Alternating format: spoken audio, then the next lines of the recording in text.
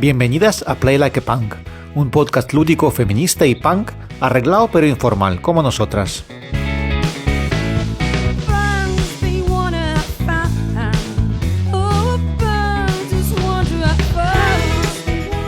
Episodio 74, entrevistamos a Elizabeth Hargrave y Tory Brown.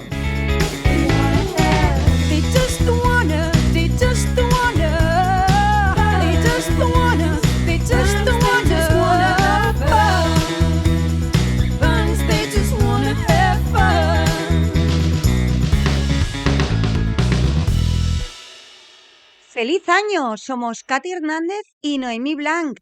¡Feliz año, Katy! ¡Bon any! ¿Cómo ha empezado tu año? Hola, ¿qué tal? Feliz año a todo el mundo, 2026.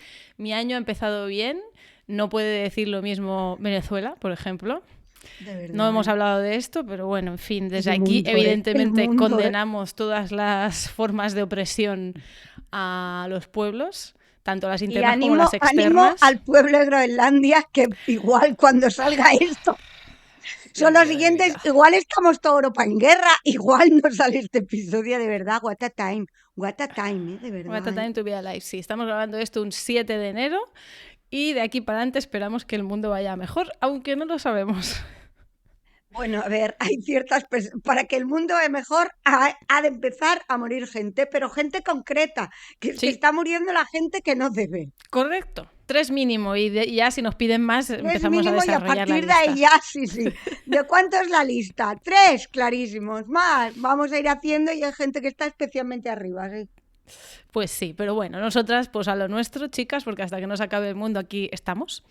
Y además hoy se nos vienen 2 entrevistas de las que estamos muy contentas, porque ¿a quién entrevistamos hoy, Noemí? O sea, ya entrevistamos a 2 de las diosas a las que le rezamos, que son la primera, si seguís esto lo sabéis, Elizabeth Hargrave, y luego, por favor, Tory Brown. No se puede ser más jefaza. Sí, señora. Entonces, esto sucedió en DAU, ¿vale? Allá por noviembre del 2025. Sí, de hecho, las conocimos en la fiesta de Devir.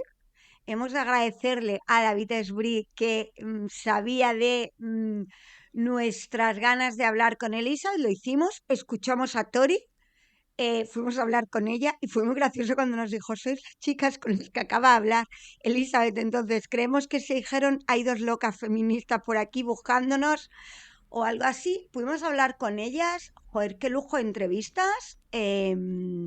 Muy guay. Katy, cuenta cómo va a funcionar esto a nivel práctico. Vale. Este episodio, ahora estamos haciendo la introducción, a continuación daremos paso a la entrevista, que son 2 entrevistas de media hora. En total vais a escuchar 1 hora, 5 minutos de entrevista y luego ya vamos con el PLAP escáner, la amiga date cuenta, las secciones normales que vamos a grabar ahora mismo. Entonces, esa hora de entrevista evidentemente es en inglés, porque ni Tory Brown ni Elizabeth Hargrave, aunque ellas intentaron un poco de su Spanish, incluso Tory Brown intentó un poco de catalán también. Sí, bueno, es que Elizabeth sí que nos contó que habla algo de castellano, Sí. Tory no, pero firmó en catalán gracias con su bonito accent obert.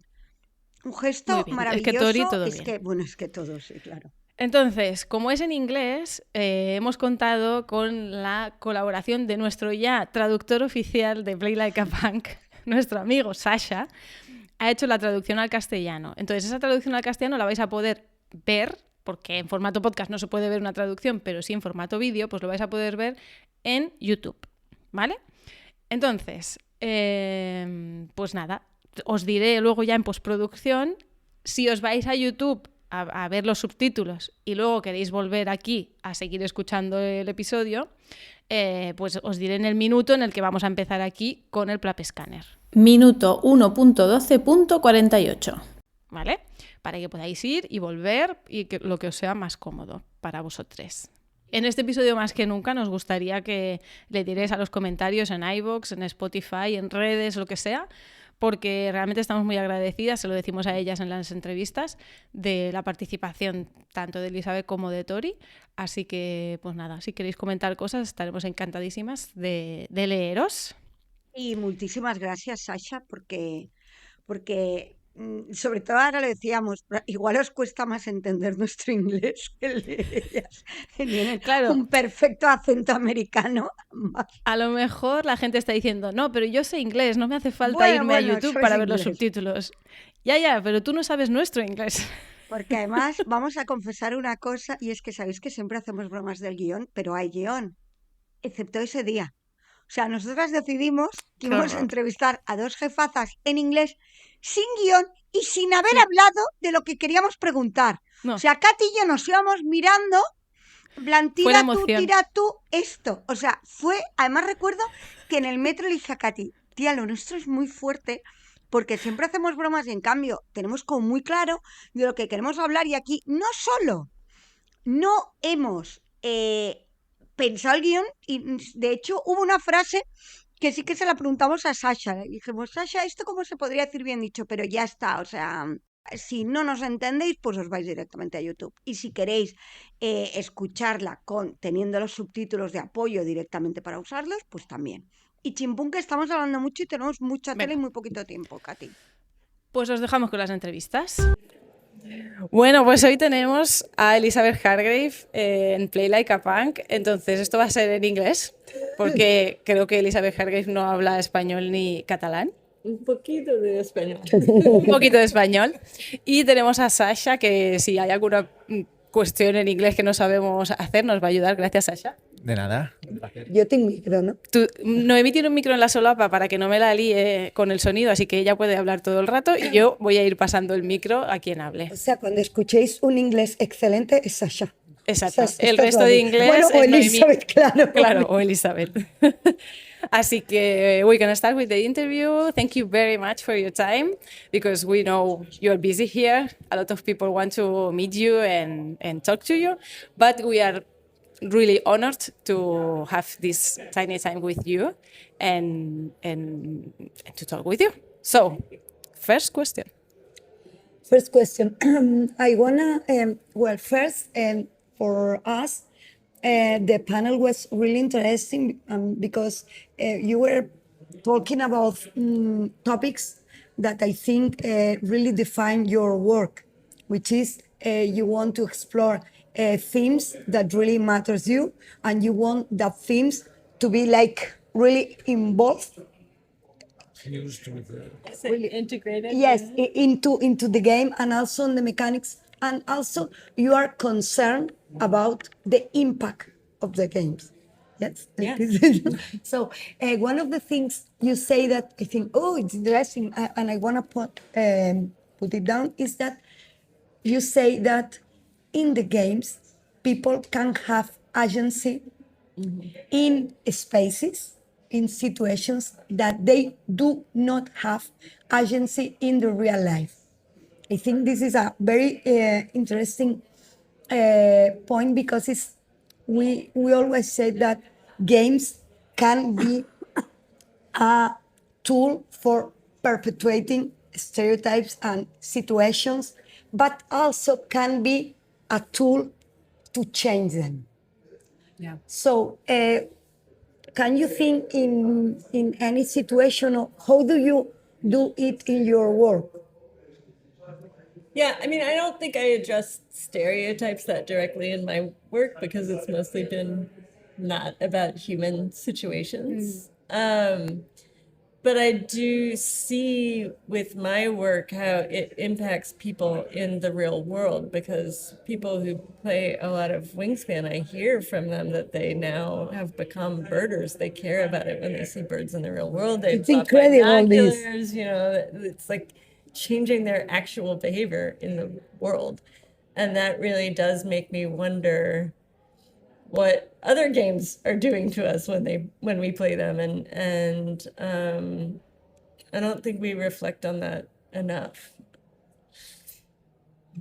Is this something in your? I don't have the chance to play because it's not here, and I was not in Essen, but I think Sanibel is really related to the. How do you expect Sanibel can impact? Perhaps you could explain a little what is Sanibel about. Sanibel is a game about walking down the beach collecting seashells. So I'm not trying to like change the world. But it's not garbage. But There is no, it's garbage. not garbage. It's just seashells. So, This is an interesting theme, because here in Spain we have a problem with that. Yeah. It's not recommend to collect seashells, because it is not good for the environment. So this is a tricky theme here in Spain. You didn't know it. No. I mean, I do have a little thing where if there's a living animal, the sand crabs, you have to put those back. You don't get to take the living animals, but the seashells people don't worry about in the States. I don't know. I don't think you are going to have problems with that here, because I don't think this theme is preocupando a mucha gente. It's like worrying a lot of people.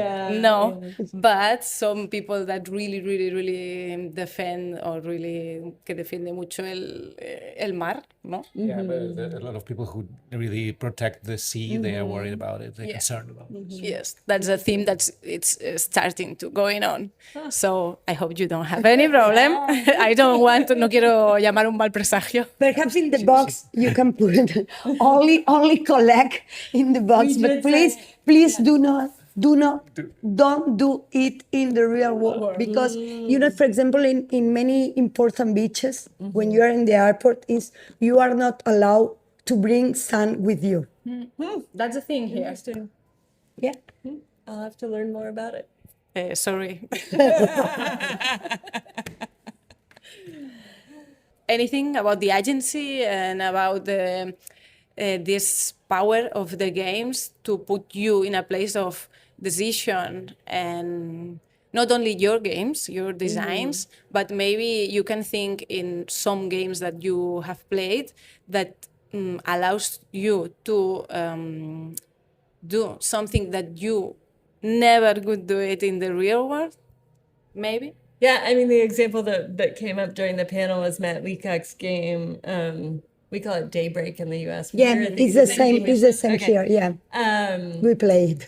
And when he started on it, I thought he was crazy, because how do you make a game about climate change that people want to actually play? But I think the really smart thing in that game is that each action that you're taking in the game is a positive change in the world. It's something that, like, first of all, the premise of the game is that everyone has decided that climate change is worth addressing, which is you have to make that assumption. But then all of the cards that you play are positive actions, and then it's the game system itself that is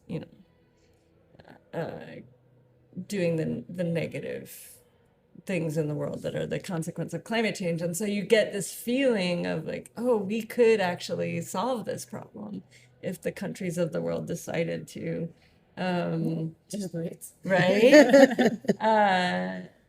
And that feels good, because I think it's an issue where we all feel like we don't have a lot of agency, and that our governments aren't necessarily doing what they need to be doing. And then here we can play that in the game, that we do have control, and this is what it would look like. I was thinking about themes that are more tricky, like el juego ese de coleccionar trozos de muertos y todo eso. ¿Te acuerdas cuál es? Abominación. Dead bodies, the dead pieces of dead body, parts of dead bodies. But no, Abomination. It's abomination. I don't know if in English it's abomination. It's a play like it's the continuation of Frankenstein's story. So you're supposed to create a mate or a romantic something for Frankenstein.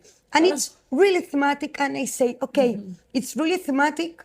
I'm really concerned about what do you do in games. And I love this game, because if you need fresh blood, you want to go to pay someone to kill. It's like, okay, I'm not this in the real world. Right. And this is for me something to think about. And I think abomination is okay for me, because it's something that it's not really an option for me in the real world. Right.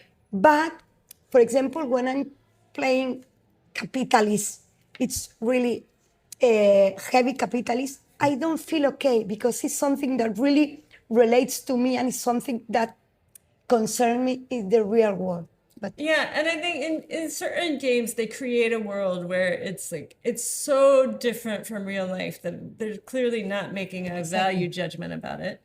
But in games where you're playing at capitalism, usually they're making the value judgment that winning at capitalism is good. yeah, as in real life. Exactly. And you know, the history of Monopoly is that Yeah, the of game course. was designed to teach you that capitalism is not good, and it backfired. And I think they changed the game a little bit too. But We love that story at the end of it. Well, we have to talk about Monopoly and about Elizabeth McGee, but it's not going to be right now. Exactly. And Another question. yes, as you explained in the panel, Wingspan was 6 years ago. No? Yeah. And you say in that moment, people say to you, okay, a bear game is nothing. Not going to sell well. Yes, and how do you think the industry and the community has changed in these 6 years about themes, about diversity, about all the topics that we have been talking, that you have been talking? Yeah, I mean, I think a lot of publishers have been chasing that sort of like cozy nature set of feelings in their games recently. And it was happening a little bit as Wingspan was coming out. Like Cascadia, they were already working on when I was working on Wingspan. Like, I don't think it's all because of Wingspan, but I think there was a hunger for that kind of game. So that's definitely something that now has just exploded, and I'm super happy for it. I don't know what else is changing. We're definitely seeing more women get into the design space. I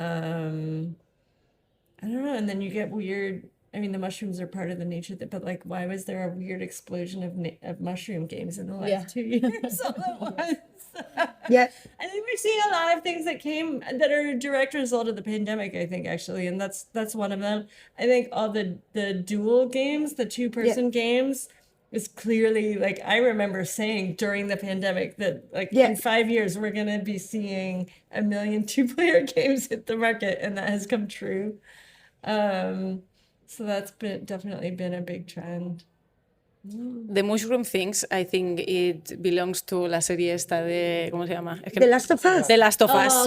Yeah. So it's like, but also I'm really active in the Mushroom Club in Washington, D.C. And during the pandemic, our membership doubled from like 400 to 900 or something like that. Maybe we are a lack of nature, Yeah, and we are exactly. we are looking for it more, even in the board games. Yeah. So I think people were getting outside a lot when we were told that we shouldn't be inside with people, and our membership has dropped. So it'll be interesting to see then, like, does that shift in board games as well? Will there be fewer nature-themed games? Is that sort of getting saturated, or will that continue? I don't know. Yeah. Finally, 2 questions about the future. One is your future as board game, and also I'm really interested in what you explained that you were talking with, if I understand it, okay, you talk with different game designers about exploring new fields in mechanics games, perhaps not competitive or not just cooperative, and not needed a winner or a winner condition. So how do you imagine new options can be in board games in the future? Yeah, we talked a lot in the panel about just like there are whole things that the board games haven't explored much yet. And I think there's a lot of space there, but it'll be a question of how many of those really find a big market, or will they be more like artsy things where there's a little event in Philadelphia that's part of a larger convention that's PAX Unplugged. But there's an event there that's for indie designers who just want to make an artistic little thing where they make maybe 100 copies and bring them, and they never expect it to do any more than that, but they just have a thing that they want to exist in the world. And so there's people doing really experimental things there. And yeah, I was saying that I know a few designers who are really curious about the possibility that like you could have games where there isn't a single winner or there isn't a winner at all, but that you're just creating an experience together that is playful or serious, but the idea of experimenting with agency and making decisions, but not necessarily needing to have someone win at that. So that's really interesting. We'll see where that goes. In fact, role games has that Right. already, because you are living a story, an experience, and there is most of them que no tienen una condición de victoria, Don't ¿no? have a winning condition, specific winning condition. So wingspan, wormspan. We don't know how to say that properly. Worm, just like the Worm. Yeah. Puedo imitar, pero luego no me va a quedar.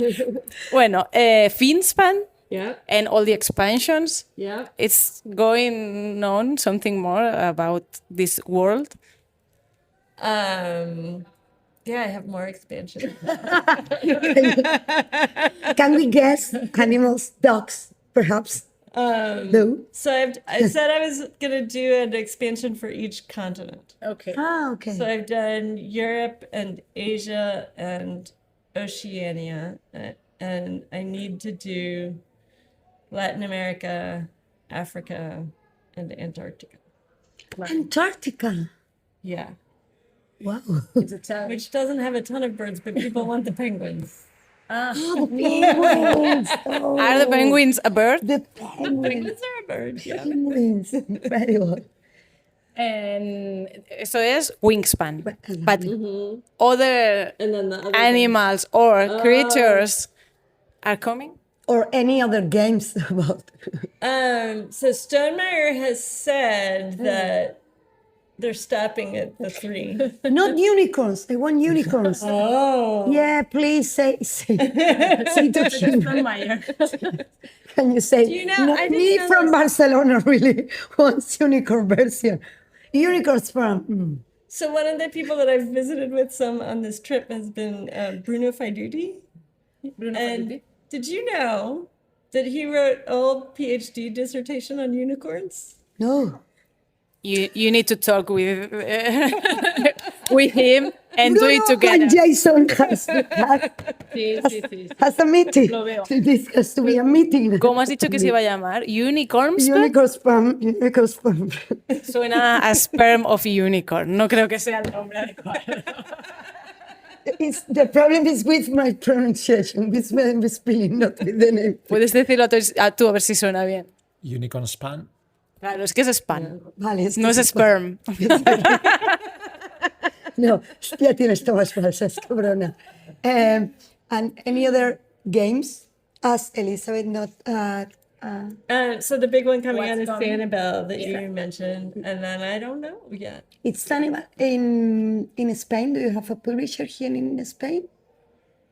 Do you know? So the publisher is Avalon Hill, which is part of Hasbro. And I know that Hasbro does a lot of their own stuff in different countries, and I'm actually not sure about Spain. You know Whether they're Hasbro? doing it or if they'll license it to someone else. We will know. Yeah. If it's them, you'll see it. But Sanibel is done. Are you working on something else? Yeah. And can you say, I don't know, the theme or something? Just I have one thing I can't talk about at all.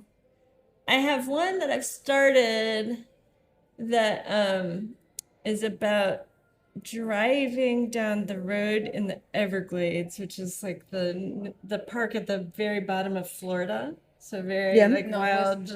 Sí, es un road trip en un parque al sur de Florida. Ah, vale. And it's about taking pictures at the window. So the cards are moving and you're like putting a frame on top of them and you care about what is inside of that frame. So we'll Interesting. see. It's not done yet. Yeah. So what I just described might or might not ever Occur. happen, but yeah. Quiero preguntar sobre política, así como para acabar. Si se me How are you? permite. Do you live in USA, I in do. Philadelphia, I live in Philly, I live in in Washington? D.C. How is it to live in the USA nowadays? I mean, it's not great, and Washington, D.C. in particular is pretty bad because a lot of people have lost their jobs. And we have the military just like hanging out in Washington, D.C. right now. It's not great. Yeah. We didn't know. I didn't Yeah, Trump has been sending in we have a branch of the military called the National Guard that he's been sending them to cities that are like very associated with the opposition party. And they've been fine. Like that in particular it's just weird for us. Like we are not used to having people with guns on, like military people with guns on the street. And but they haven't been really in conflict. And then the conflicts that are happening are like the immigration police are really being aggressive. But yeah, it's not great. I mean, in my day-to-day life, it's the same, but it's frustrating. And it's frustrating that like our next opportunity to change it, because our elections are at fixed times, so like we have to wait to fix it. Even though Trump's popularity right now is very, very low. Yeah. If we could hold an election right now, we could solve it, but they're only at fixed It's not times. option to No. In Spain we have an option, ¿no? I know. Cuando Yes. hay una Yeah. oposición y les ponen, no sé cómo se llama tampoco.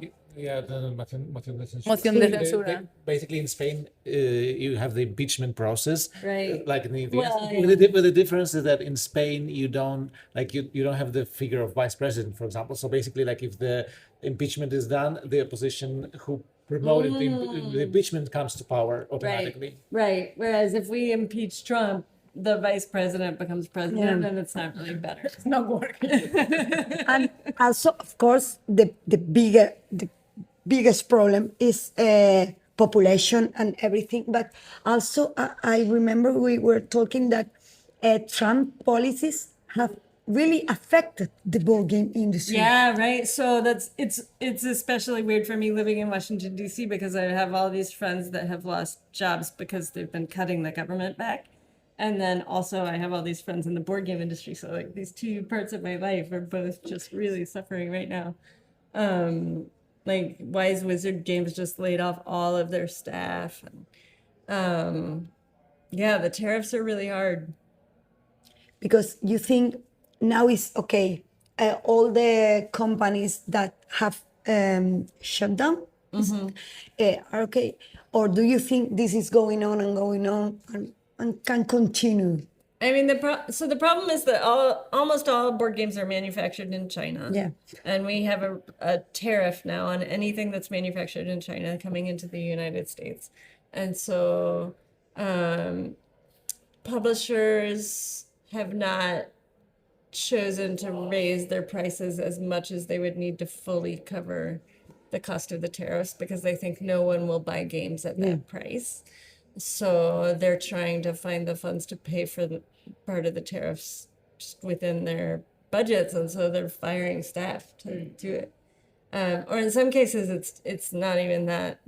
It's just like someone had games in the process of coming to the United States when the tariffs changed, and they owed just an enormous bill that they weren't expecting. And so they didn't even have time to decide what the price of the game was, right?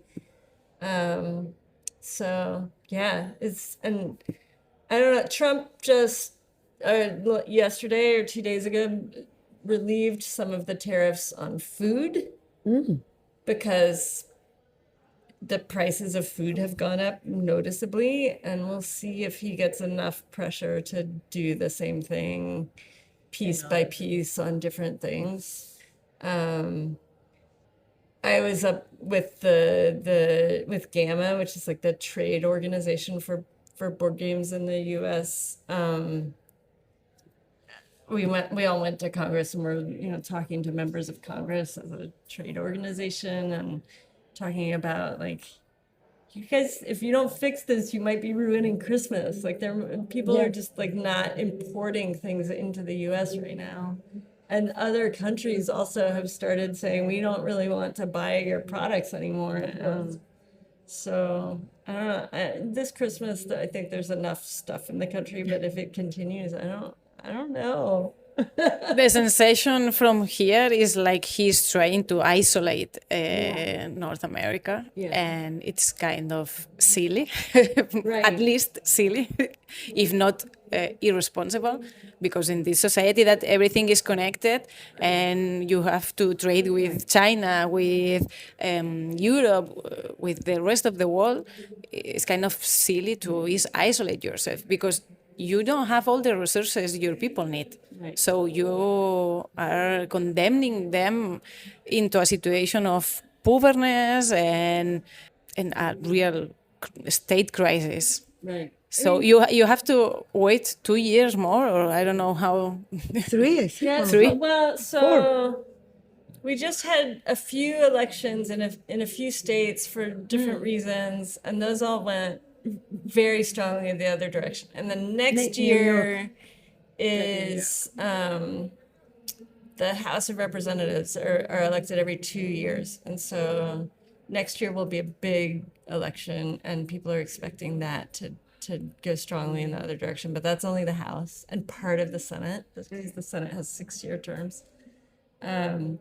We probably won't flip both of them. But it might be enough to be able to get some things done on the Congress side, but really you have to flip the Senate to be able to stand up to a lot of things that he's doing. So I don't know if we'll be able to do some things next year or if it's really going to take waiting another 2 years. So 2028. 7? Yeah. 8. Thank you for talking about these topics that we know they are not como específicamente de los juegos de mesa, specifically related to board games. I mean, that's my other thing is that I'm a big government geek. So. And that's what I did before. Is I worked for the government, so yeah. And it affects to the board game industry, so it is related. Yeah. Pero it's not the main thing, but it's related. So thank you very much for your time. We released you, and now we want to thank you for all your work, not only in the board game area or the board game industry, sino que también also your activism as a feminist and as a defensor of the human rights. So that's important that your message is being heard. And I think like some people tell us that our podcast is necessary because we talk about feminism and we señalamos. We point at the things that we think that have to change in order to more people feel safe in that space of board gaming.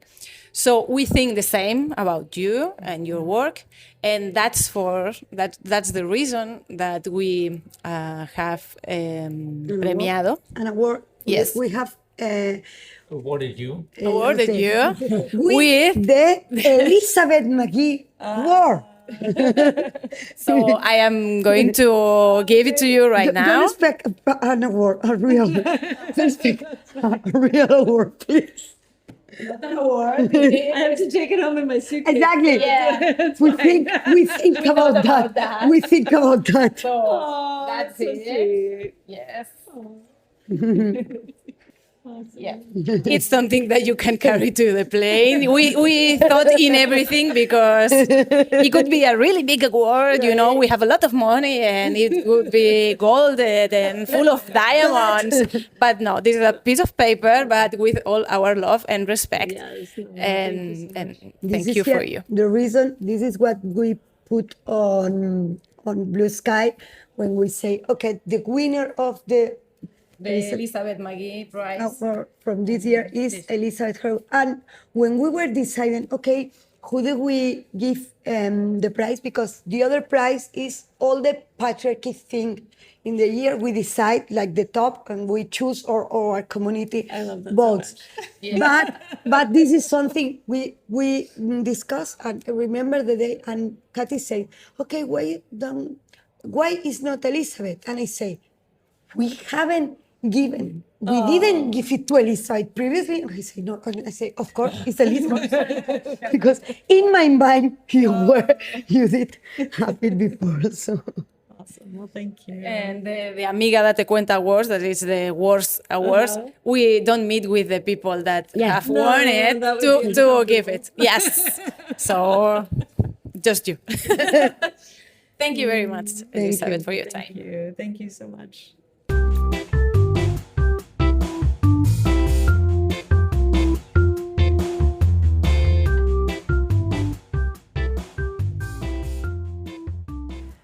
Muy bien, pues ahora tenemos a Tory Brown en el podcast, la creadora de Votes for Women, y vamos a hablar con ella. Ahora no tenemos asesor lingüístico, no tenemos traducción, pero creemos que nuestro inglés es suficiente para entendernos. Porque la autoestima es bien. Porque la autoestima está alta. Entonces, Tory, thank you for being here, thank you for your time, and thank you for your game. Yeah. This is a really wonderful opportunity, and thank you for playing Votes for Women. I will never get tired of hearing people say they've enjoyed playing it. It feels, it's almost unbelievable. So thank you. Muchas gracias. And about the game, is this your first game? My very first game. So no prototype unpublished. It's like the first time you create a game from That's the beginning. right, yes. So how did the idea of making a game Sure. came In up? real classic fashion, someone I went to college with started a game company, which happens to everyone, right? Isn't that? And he published his first game about the Barbary pirates in the 1700s, very classic war game. And he was asking all of our friends, what should his next game be? What should be next? And what's he going to do with this company? And I had this idea about a year before America celebrated 100 years of suffrage. I was reading a story about it, and I said to my friend Kevin, you should make a game about the suffrage movement. That should be your next game. And he said, no, you should. You should make a game about the suffrage movement. And it took a little while. We went back and forth. I was very nervous, but I was also unemployed, and so I didn't have anything else to do. And I got seriously started working on it during the pandemic. And so lots of free time, nowhere to go. I was also recently sober. I stopped drinking, and so thank you very much. It's been 5.5 years now, which is crazy. And so something that I was just curious about and knew a little bit about became my whole life. I just researched. I have these huge spreadsheets of all of the different stuff that I was learning and stuff that I wanted to include, and then stuff that I thought that I found, and then now I have to take that out, right? All of this sort of what's in, what's out, and building the game over probably 2 years, and then play testing and doing all this stuff. So it all just sort of took off. It took on a life of its own. So I can imagine the creative process was like messy. Can you describe it like messy, or how? Which words did you use? I mean, it was a struggle. I think built sometimes, but one foot in front of the other. You take a step, you figure out, does that work? You take another step, come right, like one step forward, 2 steps back. And so lots of trial and error, lots of playing some other games to get some ideas about what might work, and a lot of research telling me where the game needed to go, where the conflict was, which cards could destroy a game, which cards just sort of kept the game moving along. It was that research and that information that really, I don't know, it's the idea that research, that information was told me sort of what the game wanted to be. What was the hardest part of the creative process, and what part did you enjoy most? I think the hardest part was the notion, the idea of final voting. How we went from in the States back and forth, cubes in, cubes out, to what happens, Congress passes this enabling legislation after it had been introduced 60 times in the US Congress. And we represent that with columns on the board under a US Capitol dome. And once all of the columns are placed in the congressional track, then we move into this phase where state legislators start voting up or down for or against the amendment. And this part in some ways was easy because it's in the Constitution. I stole the mechanic from James Madison, one of our founding fathers. It's just history, it's just what it is. But making that compelling and a moment in the game took a lot of sort of trial and error again. My favorite part, I think it was the discovery process. It was the research. I learned this history, and there were some women and they wanted to vote and they tried really hard and then they did. Yeah. Ta-da! Ta-da! It just happened, right? No. What I learned from opposition, from researching 52 cards of people, events, forces that were just, insistent on keeping women from becoming full citizens, of being able to determine who they were governed by, giving their consent. I found it's that this idea of learning about understanding opposition to social movements is really important so that then we can defeat them. Yes. And if you aren't curious and you aren't willing to sort of understand why they're doing what they're doing, then you can never convince people to move away from them. That's really true. And here in Spain, we have not the same situation that in the States, hopefully, but we have right side of the politicians that are raising up and people are voting for them. So we are afraid that this can be a new reality in Spain. So there's no option to look to the side. We have to look them in the eye, know which speech are they spreading and fight against. Yeah. And I think that, especially right now, so many countries are experiencing this rightward shift and this fascist march. Yeah. And it isn't happening in a vacuum. There is something wrong with our economy that makes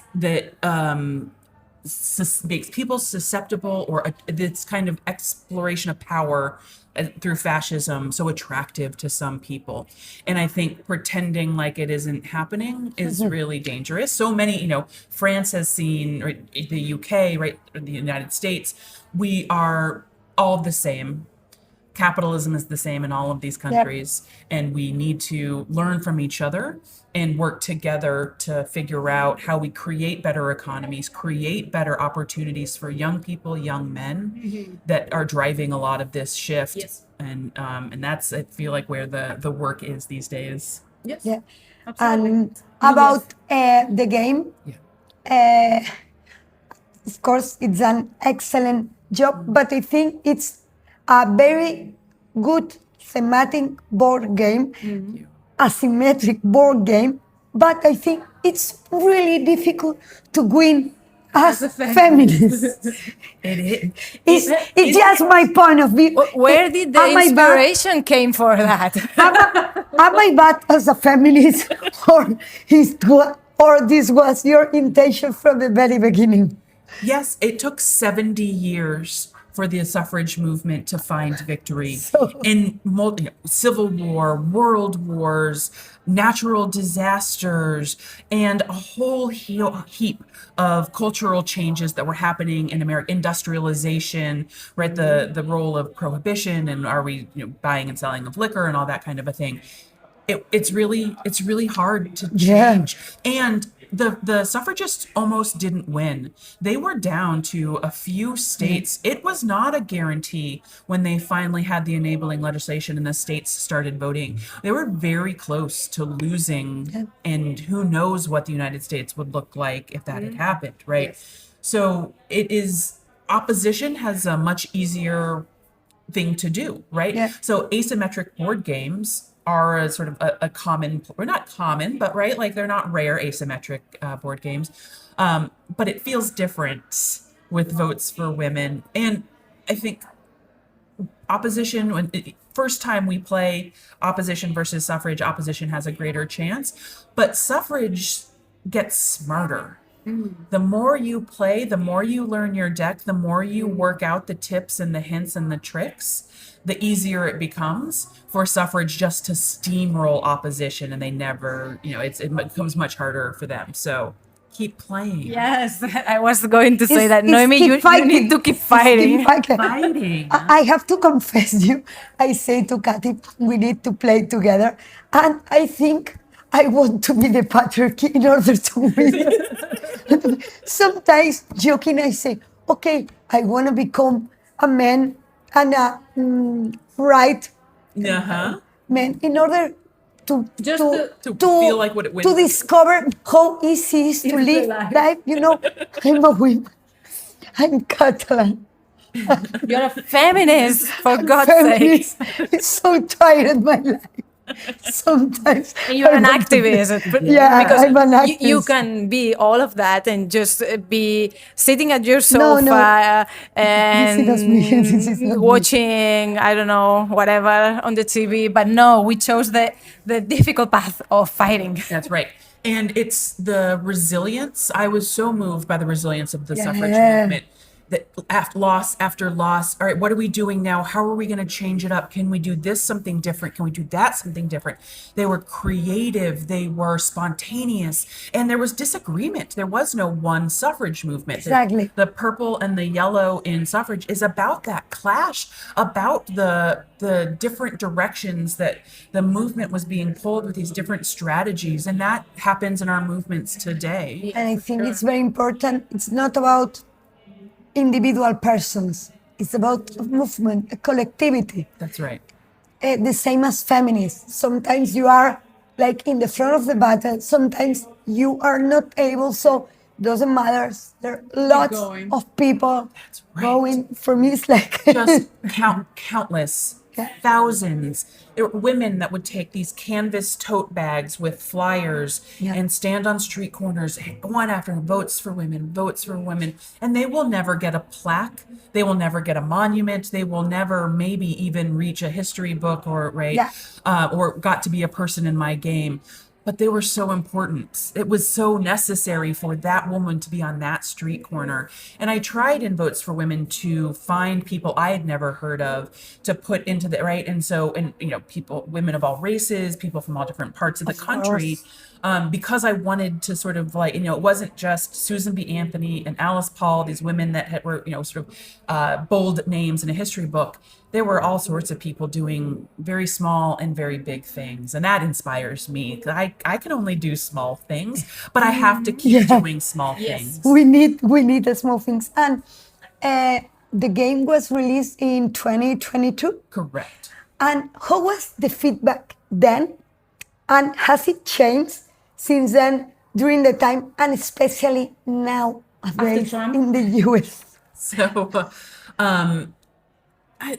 mostly the feedback was very positive. I think people were surprised. They didn't think this was something that could be a game. And so it was just something new and different. And it got a lot of buzz based on theme, first of all, but also play, right? That people got a chance to play it and thought it was a good game. So it's sort of the both. And I think in 2023, the United States Supreme Court decided a Dobbs decision, which overturned Roe versus Wade, the guarantee of a woman's right to access an abortion in our country. So I remember it. backsliding of rights into Votes for Women was really just sort of coming into a full knowledge as that was happening. And I remember some folks, podcasts or Twitch streamers, and folks crying when we're talking about the game and talking about the situation, right? And so the context then was pretty difficult, and it was. At that point, the Biden administration, although I was designing the game in the last year of the Trump administration and the George Floyd protests, the racial uprisings, so that was that was a big piece as I was designing the game. I think now there's it's still a pretty niche game, right? It is not Wingspan. It is not some of these sort of bigger, and it couldn't be, it would never be. But lots of hobby folks know about it. So there haven't been as many podcast interviews these days, but the Devir translation is opening new conversations with different folks, especially, abroad outside of the United States. And it's been a real gift to be able to talk through. And nowadays in USA are banning books. Can you imagine that your game could be banned from a library? Because I think the vice president is saying, okay, perhaps women voting is not best of the idea. So there is a very serious small part of the Republican Party, of the conservative fascist movement in the United States, that would be happy to ban not just women from voting, but all poor people from voting, all gay people, right? Like they would be happy to take all of our rights from us. And some very influential funders, right? Some like not just, everyday people. I think they should try to ban vote. Like they we'll be in the streets fighting. Bring it. I think that when we launched the second Kickstarter, so we did the first printing and sold out pretty quickly, which was amazing. We put it up for the second printing on Kickstarter. Everybody puts ads on Facebook. So, it's just normal. You have to basically put ads on Facebook for your Kickstarters. They use AI, algorithmic moderation on Facebook. The ads just said back votes for women on Kickstarter, and Facebook rejected the ads. They said it was a sensitive social topic. We saw it. And everybody was just like, what on that automated decision that some robot, some computer made somewhere did more for our Kickstarter than anything.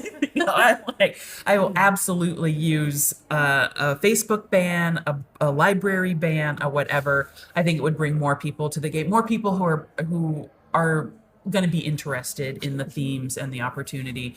No bad press. So let us explain you that in our podcast, at the end of the season, we celebrate awards. There's one good award this year, Elizabeth, but I think was last year. There's one bad award. It's like we go through all the patriarchy things of the years, and we vote the best, which means the worst. Yes. And one of our finalists was Facebook banning you because we say sensitive use, and of course it's AA.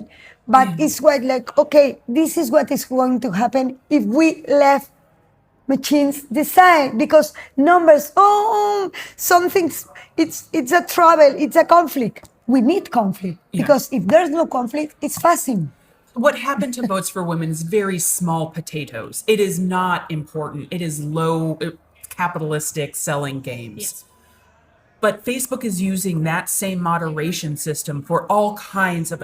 There was a climate change movie screening in West Virginia that was banned. There's all of these instances and all of these opportunities for folks to, Facebook was sold to us as a place where we could connect and we could create and we could be a part of being together. And they are not doing that. They are driving us apart because all they want is money, which is their right. So where do we create these tools? Where do we create these opportunities? Well, board game tables can be one of the places where we come together, because that we own. This is ours, and they can't take that away from us.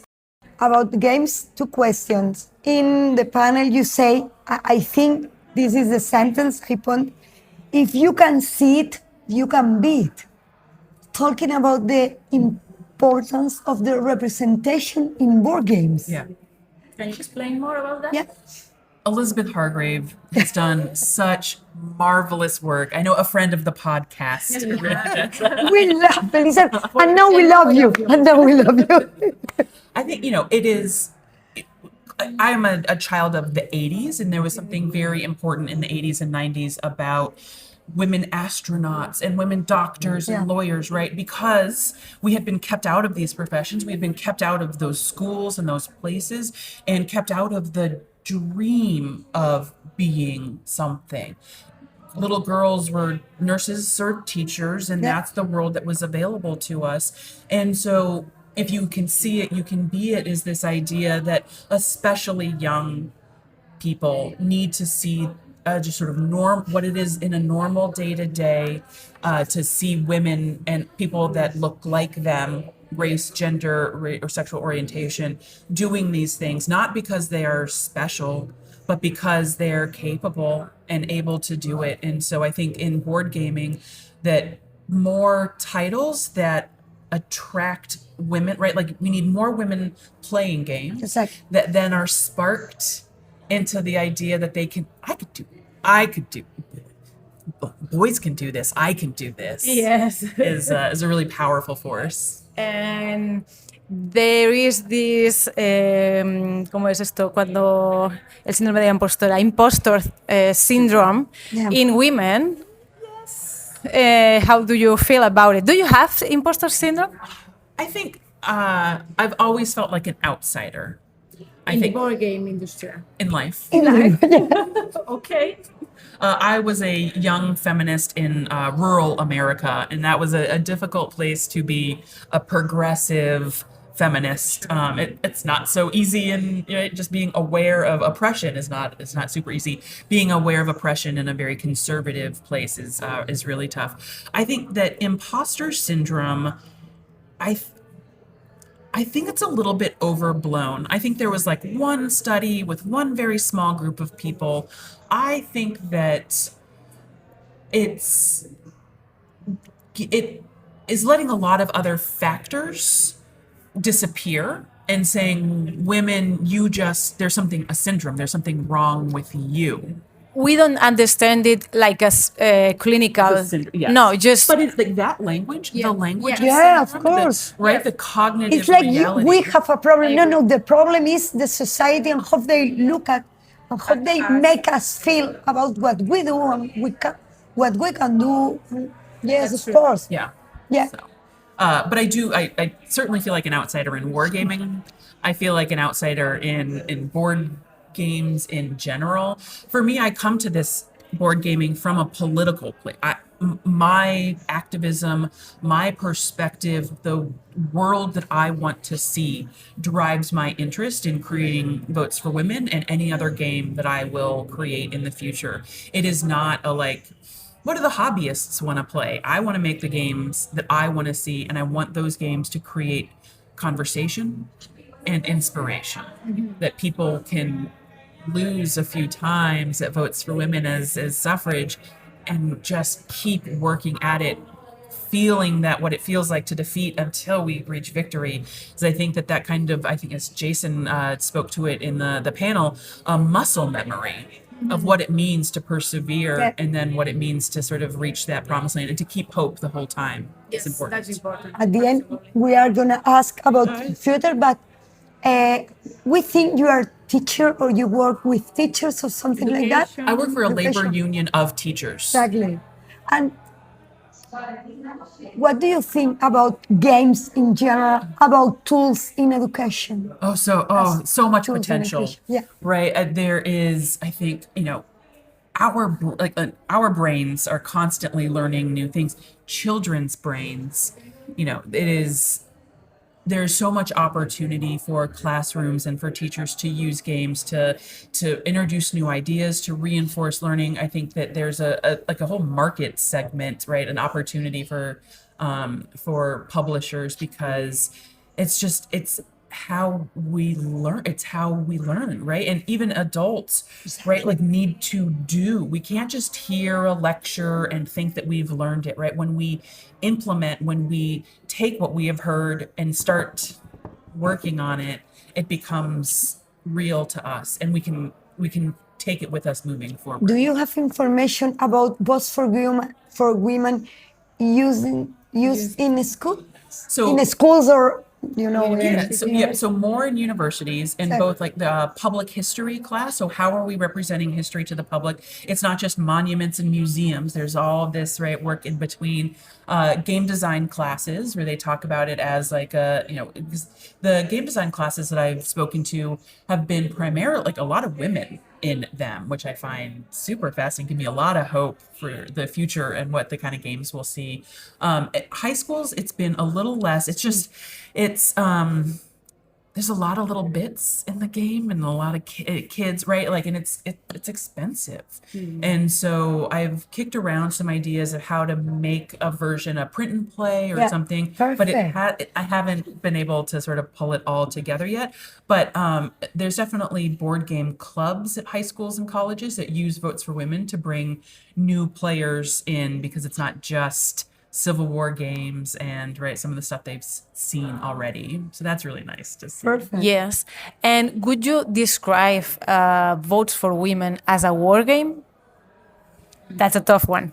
I'm giving you a look right now. I know you're I don't use that description. I think people are free to describe it however they want, right? Like, and I was just sitting on a wargaming panel. It uses the language of a war game, but I think politics is war by any other means, right? There's that idea. I think that it's more important for the wargaming hobby to have Votes for Women be one of its own than it is for Votes for Women to be called a war game. I think a lot of people are turned off by the phrase war game. They think it's too complicated, it's too boring, it's just not what they have a lot of experience or what they gravitate toward.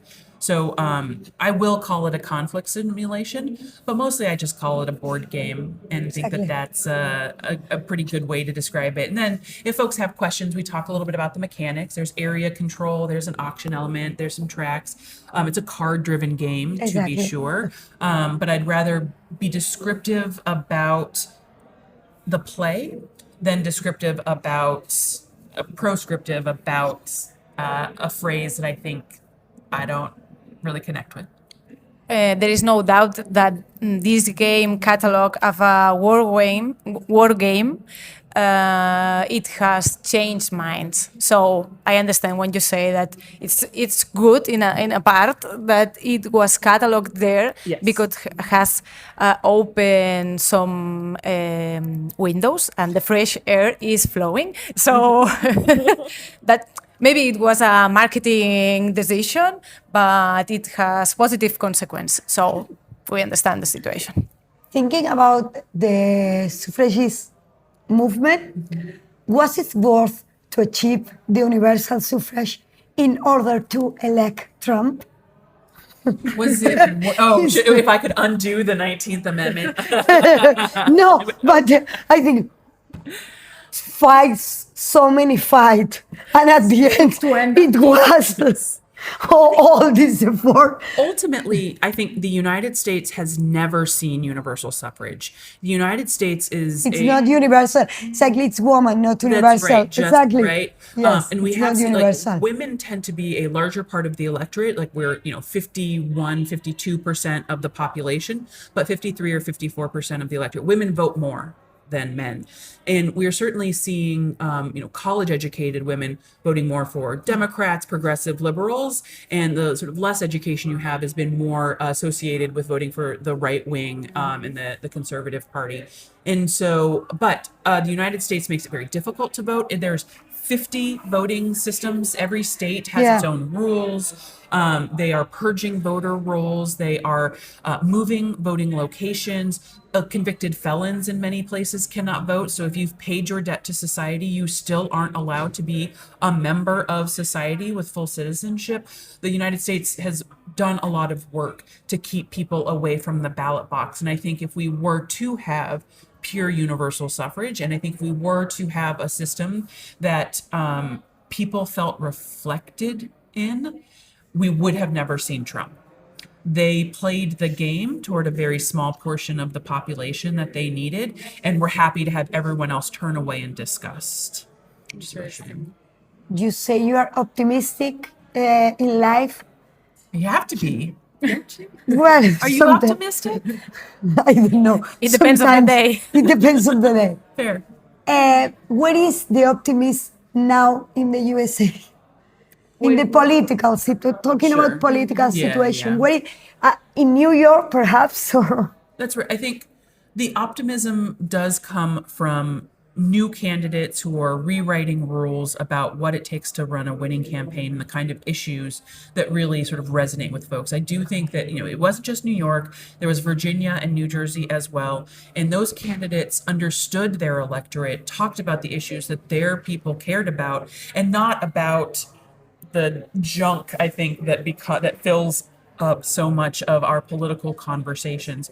I'm optimistic because I think people are starting to understand the need for big reform, for doing things very differently, that we can't just keep thinking things are going to get better on their own, because they won't, right? And being very strategic and very creative about changing the way we vote, how we vote, who we vote for, ideas like proportional representation, ranked choice voting, and multi-member districts that have been totally absent from the political conversation.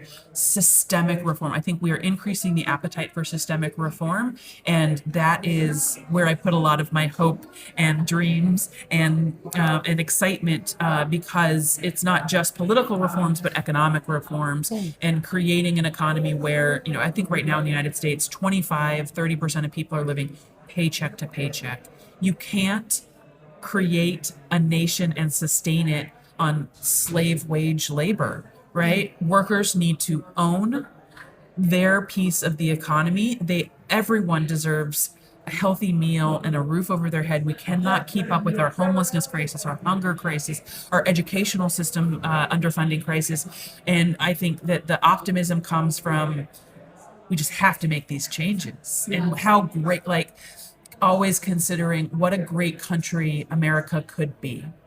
And that keeps me moving most days. It is difficult to understand that a country that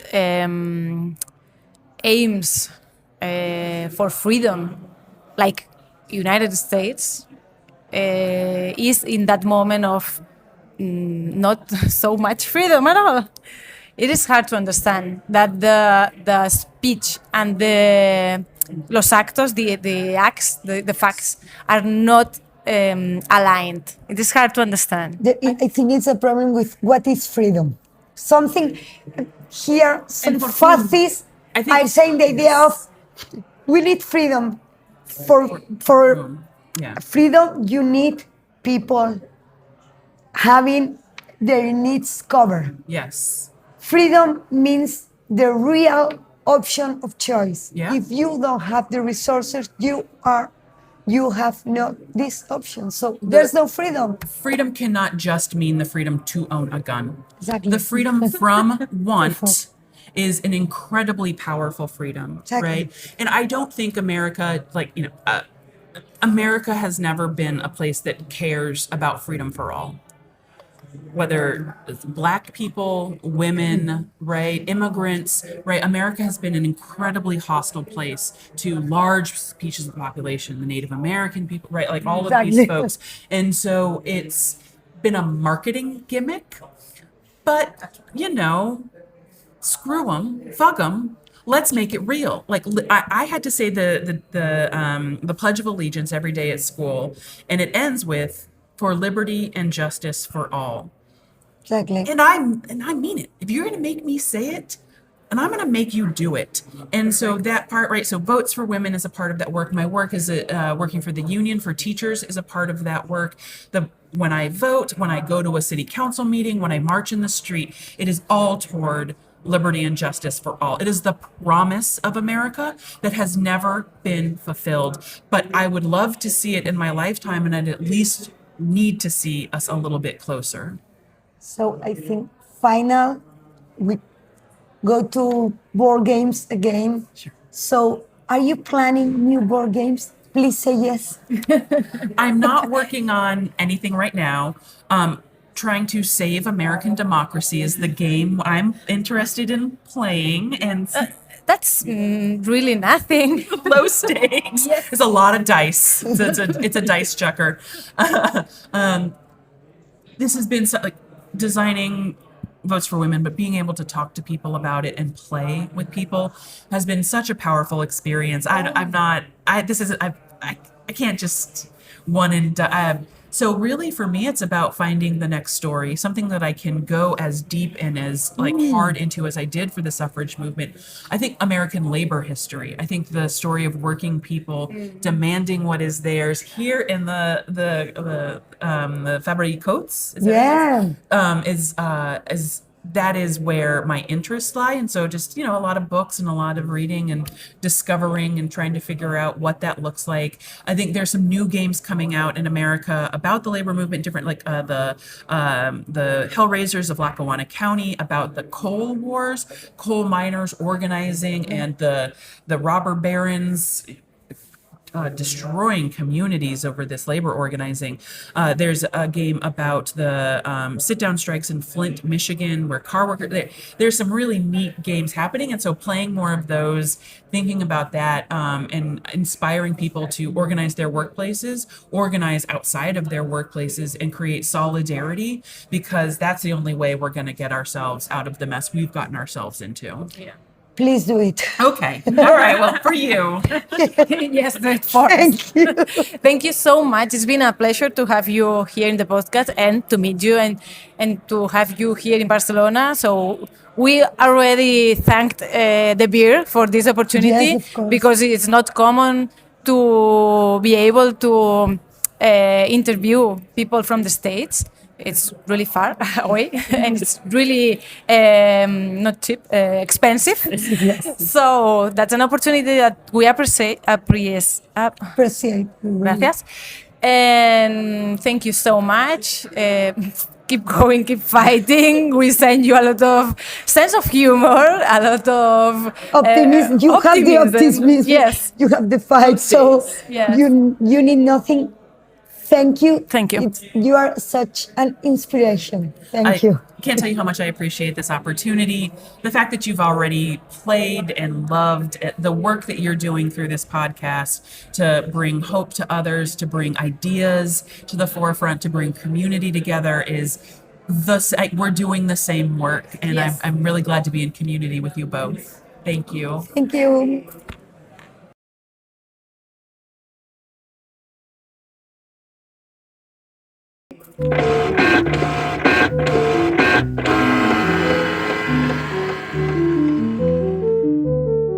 Muy bien, y ya escuchadas estas fantásticas entrevistas que espero que os hayan encantado, nos vamos a lo nuestro y vamos a empezar con el PLAP Scanner. Venga, pues el juego de estas navidades en mi casa ha sido el juego que le ha traído a mi sobri Papá Noel, o sea que Papá Noel le ha traído a mi sobri, que es el juego de Zigurat, que es de autores tan conocidos como Matt Leacock, de Pandemic, claro que sí, Rob Daviau, con quien también ha hecho el Pandemic Legacy temporada 0, 1 y 2, y juntos también han hecho el Ticket to Ride Legacy. Pues muy fan, porque creo que ya hemos hecho el Ticket to Ride y estamos en pleno pandémico, o sea que, bueno, por lo que sea saben hacer legacies y han hecho juntos este Zigurat. Las ilustraciones son de Cory Godbey y al final es un juego para 2 a 4 personas, mayores de 8 años y unos 45 minutos por partida, aunque depende mucho porque es un legacy, básicamente.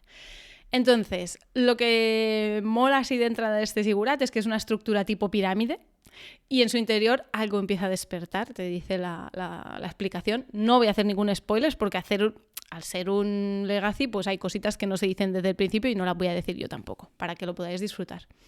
Es cooperativo, está dividido en 6 capítulos y se irán añadiendo reglas y también habrán giros de guión y sorpresas durante las partidas al estilo de Pandemic. Y luego, pues eso, que el tablero se va poniendo pegatinas, en las reglas también se van poniendo pegatinas, todo al estilo del Pandemic.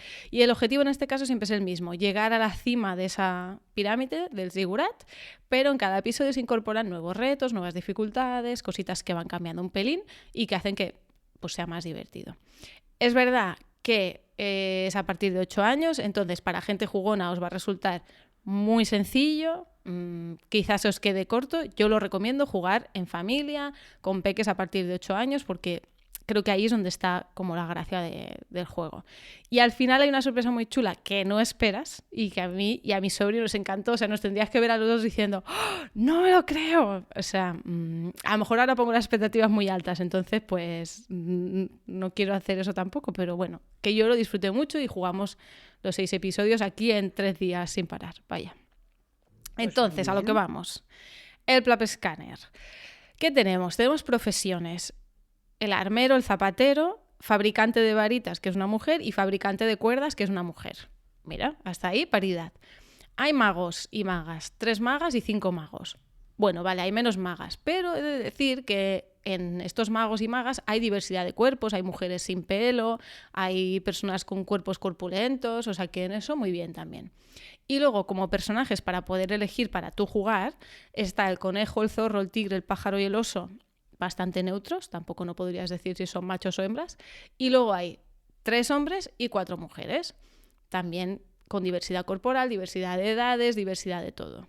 Hasta ahí, personajes y eso, muy bien, pasan el PLAP Scanner. Pero luego viene el lenguaje del juego. Evidentemente las reglas están en un maravilloso masculino genérico por todos los sitios. As usual en Devir. Y luego hay pequeñas excepciones que me sorprendieron, porque hay pegatinas con decoración. Cuando consigues según qué objetivos, de forma individual, tú puedes ponerte una pegatina en tu personaje. Y en ese caso, doblan el género en algunas de ellas. Pues hay maestro /A, gritón /A. Algunas son opciones sin género, salvaje, veloz. Y en algunas hay masculino genérico, como por ejemplo invocador. Entonces, se ve ahí como un intento de lenguaje, no sé decir inclusivo, pero al menos sí, desdoblar el lenguaje, pero tampoco no se consigue del todo. Así que bueno, es un poco las reflexiones que hago son estas, a nivel de las profesiones, los magos y las magas, la diversidad de los cuerpos, los personajes, etcétera, súper bien. El lenguaje, pues no podemos decir lo mismo. Pues yo hago un PLAP Scanner de Ada's Dream. Tremendo cajote. Tremenda producción, tremendo todo. Primero los datos. Ada's Dream es un juego creado por Tony López y arte y diseño gráfico Javier González Cava. Una cosa que me parece muy interesante de este juego es que en los créditos está el game designer, pero está el solo design, está también el lead developer, desarrollo adicional, edición de reglas, diseño de reglas, diseño de producción, consultor, Beverly, consultora, ¿no? Consultora cultural e histórica.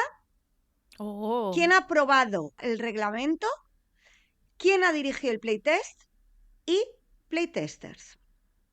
Es decir, unos créditos, es un juego de estos, donde se reconoce a todo el mundo. Y entonces, bueno, Ada's Dream, el juego tiene, como os digo, la producción, o sea, la producción es alucinante, el papel, doble capa, los componentes. Es un juego esto que me parece todo el rato súper barato. No sé a qué precio lo van a sacar, pues lo en Kickstarter, ya os digo yo que muy bien.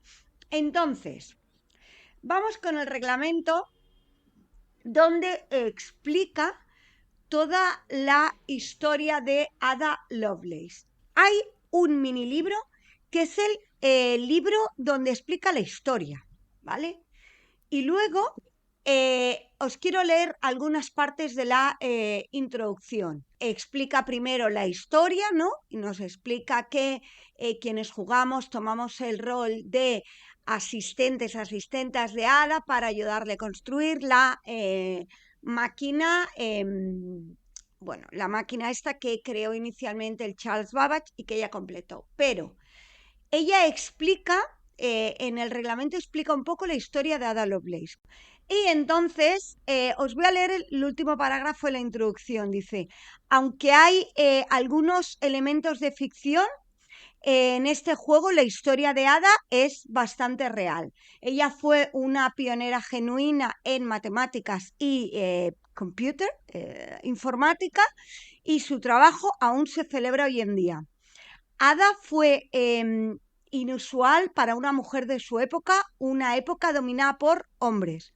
Alicat Games trae esta historia al mundo real con la esperanza de iluminar o de mostrar a las mujeres en ciencia y a aquellas que lucharon contra un sistema en el que no encajaban. Se han hecho esfuerzos para incluir personas de diferentes etnias y géneros y permanecer lo más cercanos a la historia. Esto implica que aunque algunos caracteres han sido incluidos y pueden tener alguna vinculación directa o indirecta con Ada, pero estuvieron vivos y fueron y tuvieron influencia durante el periodo y nos parecían interesantes. Es decir, a mí el posicionamiento de aquí de Alicat Games me parece una maravilla. Es decir, se encargan muy bien de explicar y de reivindicar la figura de Ada, explican por qué era tan excepcional y evidentemente algo que no dicen, y ya sí que digo yo, es que evidentemente hay un tema de clase, porque si además de mujer eras pobre ya, chimpum, chimpum, chimpum. Y explican que hay un esfuerzo y en el librito explican un montón. Entonces, reivindicación de Ada, esto es en PLAP Scanner, es un 800. Y vámonos a las cartas, que las cartas son donde hay personajes. Las cartas básicas con las que empezamos, ¿vale?, a jugar, tenemos 7 cartas básicas donde hay 2 mujeres y 5 hombres. Pero en las cartas que puedes adquirir, que son las cartas que van mejorando, tenemos 23 hombres y 17 mujeres. Es decir, el 42,5 son personajes femeninos. Y en los hombres encontramos 3 hombres que son claramente no blancos europeos. Es decir, que hay una intencionalidad. Y además de esto, pues nos encontramos con un juegazo, ¿vale? Es un juegazo en el que básicamente hay un tablero central y cada persona dispone de un tablero personal donde básicamente tú haces 2 cosas: construyes en tu tablero o haces acciones. Las acciones tratan de explicar un poco también la vida de Ada, ¿no? ¿Por qué? Porque por un lado tenemos hay 4 zonas que son el estudio de Ada, viajar, ¿no? Te mueves por diferentes universidades del Reino Unido. Hay instituciones a las que se supone pues que vas a dar charlas y demás, y tienes meetings, tienes encuentros con personas, ¿no? Con lo cual vemos cómo o vas al área central, que es lo que se llama el taller, o vas al taller de Ada, o haces una de estas 4 acciones. Y luego tienes tu tablerito donde lo que tienes que hacer es construir la máquina. Una máquina, todo esto con una gestión de dados, en las que tienes que poner dados, tienes que poner, ¿cómo se llama? Sumas, restas, multiplicadores. Bueno, Modificadores. para hacer operaciones, ¿cómo?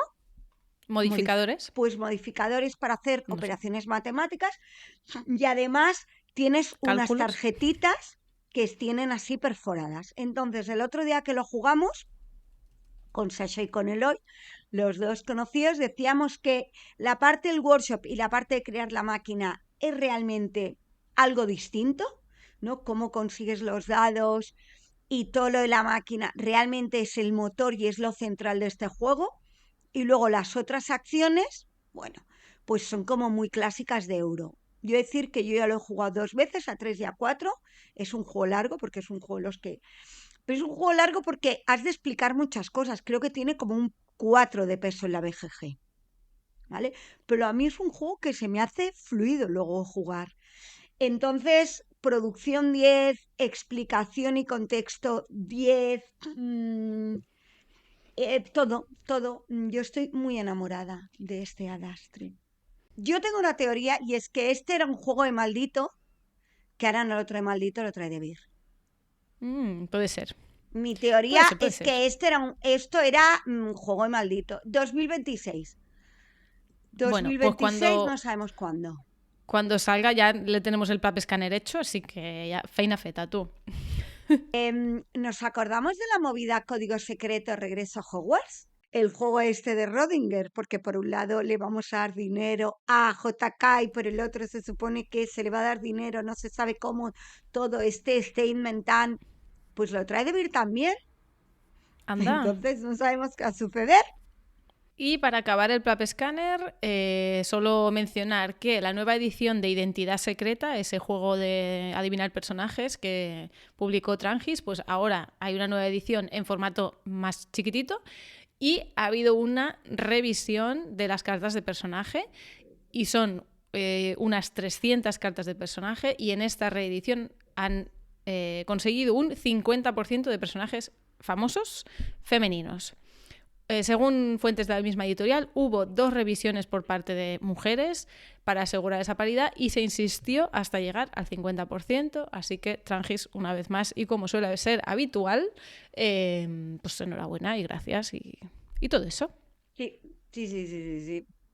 Pues nos vamos al maridaje.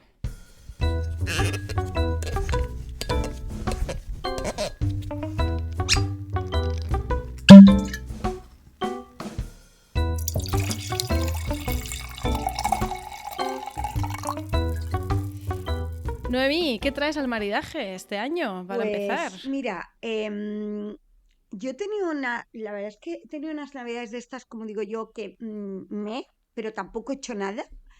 Y lo que sí que he hecho es leer, que es mi safe place. Entonces, hay un juego que yo sepa no lo va a publicar nadie. De hecho, este juego lo pude conseguir de importación en Dungeons, pero me quedé fuera del Kickstarter porque yo este juego quería la edición deluxe, que es un juego que se llama A Place for All My Books. Y entonces o sea, el juego es muy cozy, de estos sencillitos, muy agradable, pero es que os cuento lo que tú tienes que hacer. Tú en el juego, ahí tú tienes un tablero personal donde estás en tu casa, ¿vale? Entonces, tú en tu casa puedes hacer las siguientes acciones, que son admirar tu librería. Tú te dedicas a mirar tus libros. Bueno, tú tienes un tablero personal con libritos y entonces tienes como tu casa y entonces los vas apilando, los vas reordenando o los admiras. Entonces los colocas, los redistribuyes, los ordenas, los lees, tienes tu mesilla de noche, ¿no? Y todas estas acciones te dan batería social. ¿Por qué? Qué interesante. Porque eso. hay un momento que tú puedes salir de tu casa. Y para salir de tu casa necesitas batería social. Y entonces sales a conseguir más libros, porque en tu casa lo que has hecho es ordenarlos, pasarlos de un sitio a otro, leer. Mira, cosas que hacemos la gente que nos gustan los libros. Pero tú sales fuera y gastando batería social que has cargado estando tú en tu casa a tu bola leyendo y con tus cositas, por Dios, qué real que es esto, sales de tu casa y tú puedes ir a la biblioteca o puedes ir a comprar libros o puedes ir a hacer intercambio de libros o te puedes ir, y todo esto tú vas llevando tu mochila, vas cargando libros, o te puedes ir al parque y sentarte delante de un estanque de patos y también ganas batería social. O te puedes ir a la zona de las tiendas frikis donde te compras cosas frikis que nos gustan a la gente que leemos, como llavericos, como juegos de mesa. De verdad, es tan Es tu vida hecha maravilloso. juego de mesa. Correcto. correcto. Es que cuando vi que me había quedado fuera el Kickstarter, es que les escribí como una loca. De por favor, yo lo quiero. Y ahora me encanta tenerlo, pero pienso yo quería los libros del deluxe. Entonces, el maridaje está hecho solo, pero haced esto. Es decir, yo os diría que como, no sé si deseo, pero yo sí que lo voy a hacer y lo recomiendo mucho, disfrutar de aquello que nos carga pilas y nos carga batería social, que en mi caso son los libros. Entonces, con libros, con juegos, esta cosa de disfrutar de ellos, de mirarlos.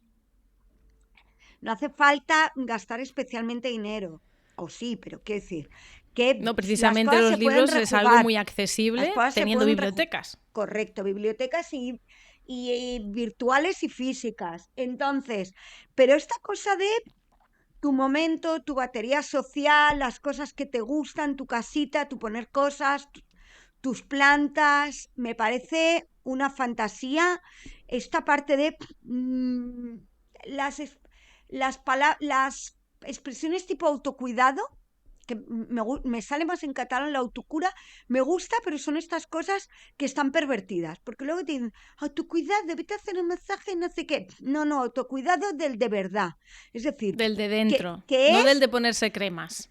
y sobre todo, que es conocerte, saber aquello que te hace bien y dedicarle todo el espacio que le puedas dedicar, que sé que digo esto desde el privilegio de tener un horario que me organizo yo y yo disfruto mucho tiempo para mí en mi casa, pero muchas veces este tiempo, a veces desde el móvil hasta mis paranoias hacen que no lo ponga en lo que me recarga. Entonces, A Place for All My Books es un juego que hay que rolear, es decir, vivir en la vida real.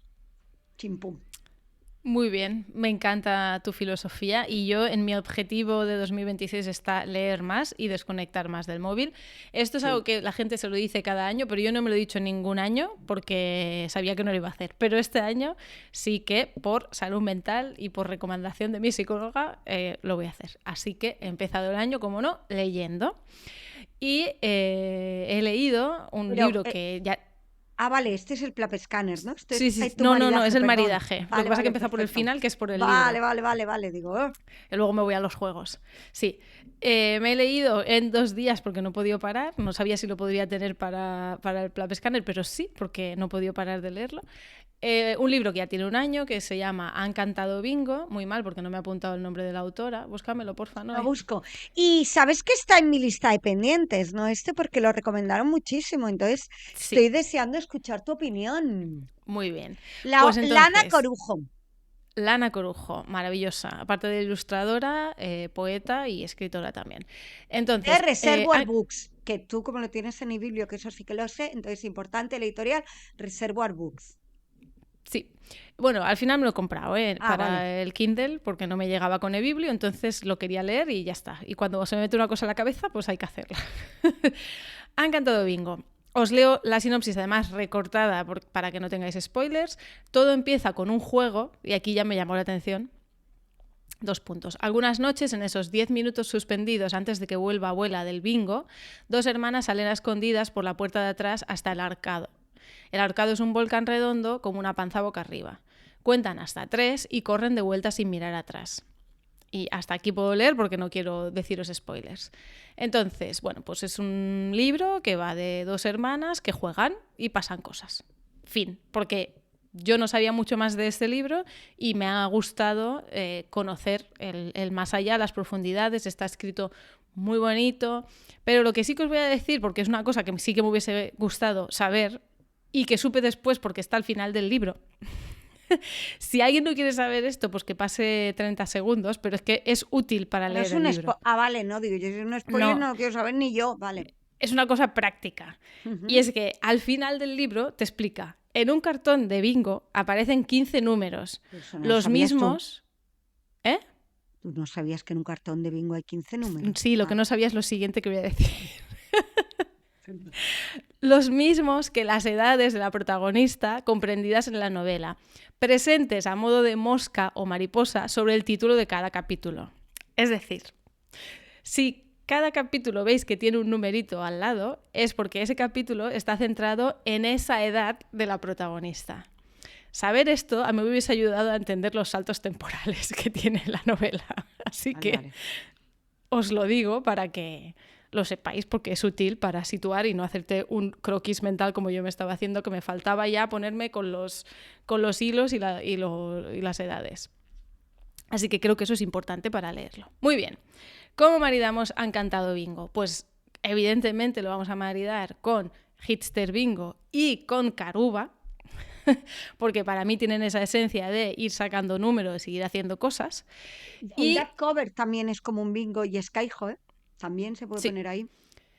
Y todo esto, o sea, ha empezado desde el final, desde el libro, pero todo esto se me ocurrió porque jugando a una quina, que es como le llamamos el bingo de Navidad aquí en Cataluña, es la quina, que se sortean, bueno, pues ganas lotes de productos, por jamón, un fuet, un vale de descuento para la peluquería de tu barrio. Bueno, así son las quinas aquí que se hacen en Navidad.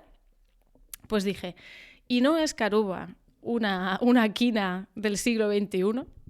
Y a partir de ahí me quedé con la obsesión de la quina, el Caruba, el Hipster Bingo y Han cantado bingo. Así que esa es mi maridaje de este perfecto. mes. Yo es que ayer día 6, la tarde después del roscón de Reyes de mi familia, fue el bingo y el Hipster Bingo. Bueno, tenemos menos de media hora. O sea, a ver qué menos de contamos media de todo hora. esto. Venga. Así que vámonos a Amiga, date cuenta. Amiga. Amiga. Amiga. Amiga. Date cuenta. Date cuenta. Amiga. Date cuenta. Date cuenta. Date cuenta. Amiga, date cuenta. Amiga. Amiga, date cuenta. Date cuenta. Amiga, date cuenta. Amiga, date cuenta.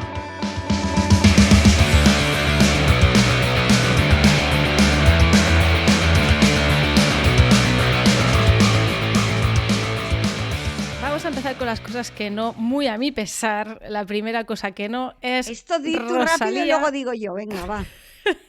Rosalía declarando por segunda vez, lo que pasa que la primera vez solo lo escuché yo porque no se hizo viral en otra entrevista, entonces por segunda vez en una entrevista, y esta sí que se hizo viral, declarando que creo que me rodeo de ideas feministas, no me considero moralmente lo suficientemente perfecta como para considerarme dentro de un ismo, pero sí que me inspiran y me rodeo de ideas feministas desde siempre.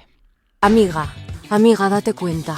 Seas quien seas, le estés hablando a quien le estés hablando, just say that, just say, amiga, ay, amiga. Y muy bien, adiós, amiga. Amiga, espabilate y nada, amiga, un besito. Vete a la mierda, Rosalía, es mi opinión. Lo puedo elaborar más y puedo pensar, ¿por qué juzgamos tanto a una mujer? Claro, pero aparte es que lo de los ismos, o sea, es el nuevo ni de derechas ni de izquierdas. Yo no estoy en ningún ismo, ¿perdona? Yo estoy muy orgullosa dentro del antifascismo, el feminismo y el antirracismo. Y si no estás en ningún ismo, me pareces una muy mala persona. Y luego ya el privilegio de esta señora y todo, que sí, que no hay que pedir pureza, pero no te metas. No te metas. Sobre que todo... a un hombre no se le juzga tanto, que sí, eso a favor. Ahora que esta señora ahora mismo está en todo el privilegio y no está haciendo nada bueno, o sea, música, te estoy hablando nada bueno desde el privilegio. Hemos hablado ya de que tiene una empresa inmobiliaria en Hospitalet de Llobregat, o sea, no me caben cuántas cosas malas hay en esa frase. Su casa su disco salió primero para las grandes empresas, no está haciendo nada con toda la movida de las entradas, es decir, se ha metido en la rueda y está disfrutando la rueda. Y luego es simpaticísima cuando abro un cano, sí, pero está a mans plenas, que me encanta su disco. Ya está aquí. Sí, una cosa no quita la otra. En este caso vamos a acogernos al privilegio de separar la obra del artista.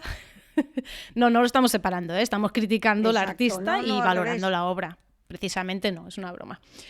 Al final Rosalía yo creo que ha hecho cosas objetivamente que son feministas, yo lo pienso así, otras que no. Pero bueno, en todo caso, tanto si se proclamaba feminista como si no, iba a tener críticas, pero claro, ojalá tener críticas de los machistas y no de las feministas, creo yo, si te pones a elegir.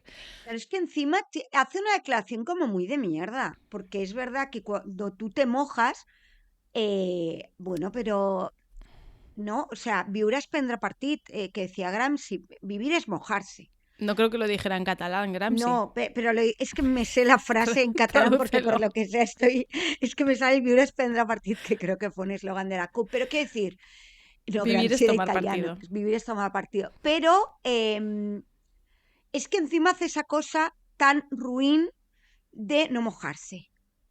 No, yo respeto, estoy rodeada, pero no estoy en unismo. Chica, es que di directamente, dilo de la BBD, yo que no soy feminista porque me parece que no. O sea, me parecería una mierda de declaración, pero al menos eres más valiente. Que no con no me quiero mojar, es que suena declaración súper calculada de no va a ser que pierda yo 1 euro. Yo creo que en este momento ser feminista te hace ganar dinero, de verdad que lo pienso. Ya, pero bueno, pero perdona, estamos hablando de una persona que no se ha mojado ni con Palestina, o sea, que Que no podíamos esperar que se me había más olvidado de lo de ella. O sea, Palestina. es coherente con su mood. Es una persona que dice que lo de Palestina es muy complicado y que no está en ningunismo. ¡Vuala, señora, por favor! Que cante lo que quiera, a mí tomar birras con ella me apetecería poquito ahora mismo. Así te lo digo. Bueno, y todo esto nos ha llevado a aprender una palabra nueva, porque todo momento puede ser de aprendizaje, y yo he aprendido lo que es el feminismo adyacente, que no lo sabía. Os vamos a dejar un enlace a la web de Volcánicas que lo explica muy bien. Seguro que Noemí sí lo sabía, lo que era el feminismo adyacente. No, que va. ¿Qué es lo de aprovecharte de las luchas? Exactamente, beneficiarse de las conquistas del feminismo, pero evitando el conflicto, la crítica, la disputa que conlleva la militancia. Claro, pero es que es eso, pero eso pasa lo mismo con cualquier lucha, ¿no? Tú no haces huelga, de hecho incluso puedes criticarla, pero no te van a decir, mire usted, que esto que se ha conseguido a ti te lo quitamos, ¿vale, campeón? Por estar tú tan tranquilito mientras había gente poniendo el cuerpo. Pues aquí lo mismo. Sí, claro, si cuando pones el cuerpo sabes que se va a beneficiar gente que no solo no lo está poniendo, sino que está torpedeando. Pues nada, seguimos porque si no estaríamos aquí todo el rato. Y vamos a otra noticia que decía que la IA de X, antiguo Twitter, en paz descanse, se está descontrolando y está desnudando a miles de mujeres que publican imágenes normales en la red social. Con un simple reply, muchos usuarios están arruinándoles la vida a muchas mujeres sin su consentimiento, e incluso afecta a menores que están subiendo sus fotos. Aquí recojo las palabras de Dani Tank de Naranja, que dijo, bueno, el titular sería: miles de hombres usan la IA de X, y no la IA de X se está descontrolando, porque no se está descontrolando sola. Hay hombres aprovechando un, entre comillas, bug, un error, oh Dios mío, un error, que para nada intencional, para usar la IA y desnudar cuerpos femeninos. Un error y ha habido varios intentos porque es evidente que esto es dinero y es lo que están buscando. Claro. Ahí me salen 2 cosas. La primera, el otro día, a raíz de esto, veía pantallazos de Twitter con gente diciendo, pues no subáis las fotos. Primero que esto es lo de no salgáis a la calle, no os vistáis. ¡Oh, qué sorpresa! El machismo tratando de limitar la vida de las mujeres, ¿no? Lo de lo público y lo privado, sorpresa, tal. Pero es que encima decían, es que esto es hasta absurdo. Porque es que me pueden sacar una foto estando en una comunión, pero es que encima vale ya, o sea, es que nada más faltaría, o sea, yo subiré fotos o no pendiente de otras cosas, pero no de que frente a una tecnología los señores, o sea, hay una cosa, los señoros en general, que es, frente a cualquier tecnología se les ocurren 2 cosas. Ver cómo humillar, aprovecharse de una mujer, y si es una tecnología que permite crear, dibujar pollas. Es decir, que estas 2 sean las cosas que vienen a la cabeza, yo de verdad, o sea, yo le he dado posits a mis alumnos y han hecho pollas. Cuando les he dicho, ¿qué hacéis? Me han dicho, es que nos has dado un lápiz, como diciendo, va en mi naturaleza. Es que es así. Sí, claro. No lo podíamos evitar, pues lo mismo, es que nos habéis dado una cosa que nos permite desnudar mujeres. Bueno, Twitter, oh, qué sorpresa, la tecnología se hizo para explotarnos y para los tecnobros. 0 sorpresas y mucho enfado. Ese sería mi resumen. Vale, pues seguimos porque ha sido Navidad y yo estoy suscrita a la newsletter de Juga y Juga, que es una tienda catalana de juguetes y juegos, que me encanta y me encanta su filosofía. Y entonces nos compartieron este dato que a mí me sorprendió bastante, que es que este año, durante todo el año 2025, que me refiero, han atendido, es decir, las compras o las consultas, porque también tienen un de asesoría, un servicio de asesoría, han atendido a más de 20.000 mujeres y algo más de 50 hombres. Es decir, que es un dato tremendo, que las compras en su web, que es una web de juguete sensible, de juego seleccionado, de cultura de infancia y todo eso, 20.000 mujeres versus 50 hombres es un abismo de diferencia, ¿no? Y bueno, comentan que no es simplemente una anécdota, sino que llevan 18 años viendo esta tendencia y bueno, lo querían destacar sobre todo ahora que ha sido Navidad para reflexionar sobre quién se encarga y quién lleva el peso, no solo de los regalos, sino también de las compras, de la comida, de quitar la mesa, de pensar en los menús, bueno, quién lleva todo ese peso, que evidentemente a día de hoy en la gran mayoría de familias siguen siendo las mujeres. Y también reflexionaban, me pareció muy interesante, sobre el peligro de convertirnos en heroínas, ¿no? Es que ellas pueden, es que ellas saben, es que, claro.